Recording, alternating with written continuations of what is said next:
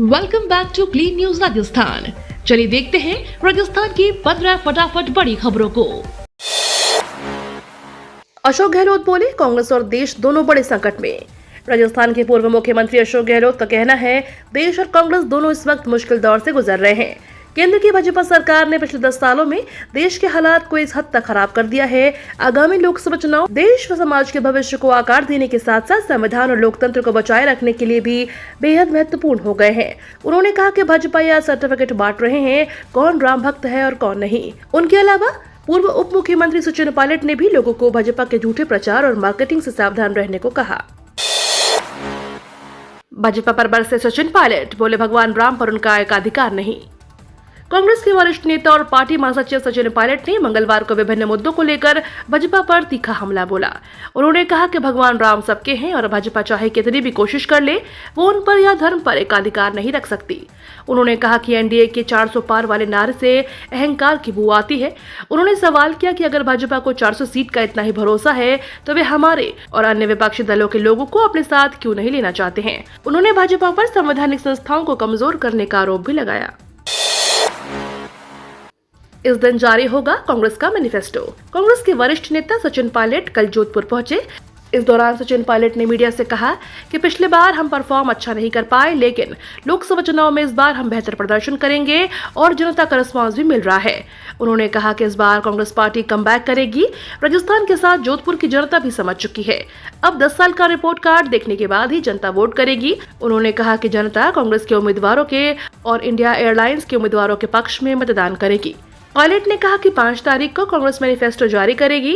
पिछली बार भारतीय जनता पार्टी के प्रत्याशियों ने जहां अच्छा प्रदर्शन किया था, वहां पर हम कमबैक करेंगे। बहुमत हमारे साथ रहेगा और राजस्थान की अधिकांश सीटों पर कांग्रेस पार्टी जीतेगी। सीएम भजनलाल शर्मा का कड़ा प्रहार, बोले कांग्रेस डूबता जहाज। प्रदेश भाजपा अध्यक्ष सीपी जोशी की नामांकन रैली में शामिल होने के लिए मंगलवार को भीलवाड़ा पहुंचे मुख्यमंत्री भजनलाल शर्मा ने कांग्रेस पर जोरदार प्रहार करते हुए उसे डूबता हुआ जहाज करार दिया। उन्होंने कहा कि कांग्रेस को चुनाव लड़ने के लिए प्रदेश के छोटे छोटे दलों से गठबंधन करना पड़ रहा है। यही नहीं, कांग्रेस को कई जगह प्रत्याशी तक बदलने पड़ रहे हैं। वोटर आईडी नहीं होने पर अन्य दस्तावेज दिखाकर भी डाल सकेंगे वोट। निर्वाचन आयोग द्वारा जारी किए गए विकल्पों में आधार कार्ड, मनरेगा जॉब कार्ड, बैंक डाकघर की फोटो युक्त पासबुक आदि शामिल है। मतदाता सूची में नाम शामिल होने के बाद ही मतदाता मतदान कर पाएंगे। उन्होंने कहा कि बीएलओ से मिलकर वोटर आईडी कार्ड बनवा सकते हैं। वोटर आईडी कार्ड पर नाम में गलती या फोटो पहचान में नहीं आने पर भी एपिक नंबर से पहचान सुनिश्चित होने पर मतदाता वोट दे सकेंगे। करण सिंह उचियाड़ा की नामांकन रैली में सभी दिग्गज नेताओं से एक साथ भरे हुंकार। राजस्थान के जोधपुर लोकसभा से कांग्रेस के प्रत्याशी करण सिंह उचियाड़ा की नामांकन रैली में कांग्रेस के पूर्व मुख्यमंत्री अशोक गहलोत सहित सभी नेताओं ने मंच से हुंकार भरते हुए कहा, इस बार जोधपुर में इतिहास बदलना है। जोधपुर की आवाज संसद तक पहुंचाने के लिए करण सिंह उचियाड़ा आपके साथ नजर आएगा।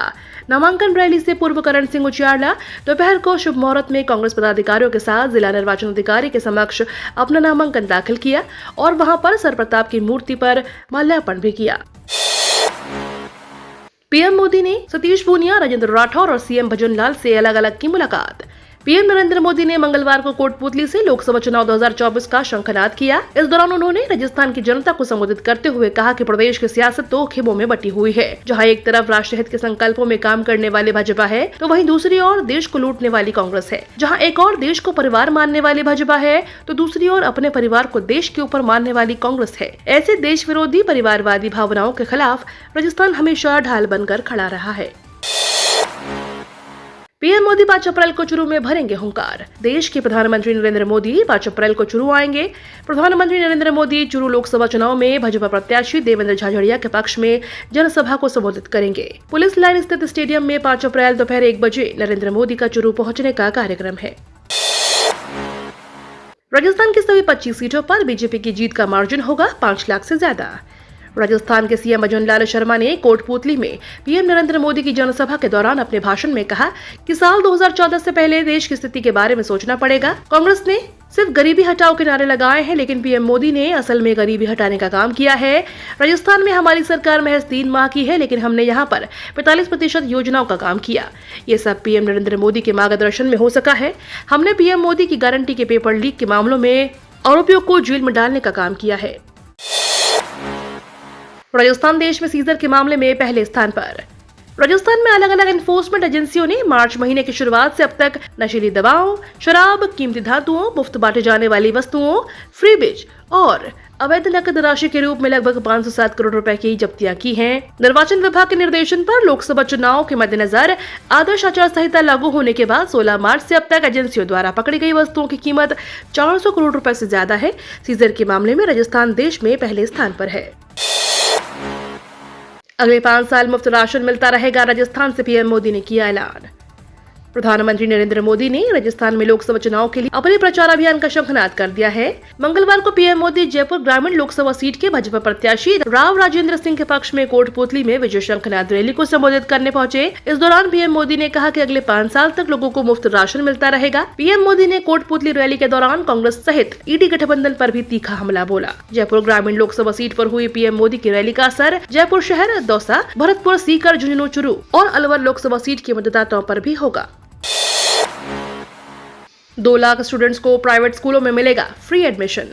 राजस्थान के प्राइवेट स्कूलों में फ्री एडमिशन के लिए 3 अप्रैल यानी आज से राइट टू एजुकेशन पॉलिसी के तहत आवेदन प्रक्रिया शुरू होगी। यह प्रक्रिया 21 अप्रैल तक चलेगी। 23 अप्रैल को लॉटरी निकाली जाएगी। 30 अप्रैल तक पेरेंट्स को ऑनलाइन रिपोर्टिंग करनी होगी। इस प्रक्रिया के तहत प्रदेश भर के 35,000 प्राइवेट स्कूलों में भी प्री प्राइमरी और क्लास फर्स्ट में 2 लाख से ज्यादा स्टूडेंट्स को एडमिशन दिया जाएगा। रेलवे ने 6 ट्रेन का बदला रूट। 26 और 27 अप्रैल को सीकर स्टेशन पर होगा ठहराव। जोधपुर मंडल के फुलेरा और डेगाना रूट के नावा सिटी, गोविंदी, मारवाड़ स्टेशन के बीच दोहरीकरण कार्य के लिए नॉन इंटरलॉकिंग का काम किया जा रहा है। ऐसे में रेलवे ने इस रूट पर चलने वाली 6 ट्रेनों का रूट बदला है, जो 26-27 अप्रैल को सीकर रूट होकर चलेगी। इन ट्रेनों का सीकर स्टेशन पर भी ठहराव होगा।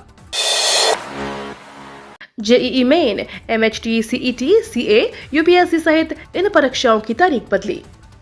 इस साल 19 अप्रैल से 1 जून के बीच लोकसभा चुनाव होने हैं, जिसके चलते कई प्रतियोगी परीक्षाएं और प्रवेश परीक्षाएं स्थगित करके उनकी तारीखें बदली जा चुकी हैं, जिसमें UPSC सिविल सेवा परीक्षा 2024 और नीट PG 2024 जैसी परीक्षाएं भी शामिल हैं।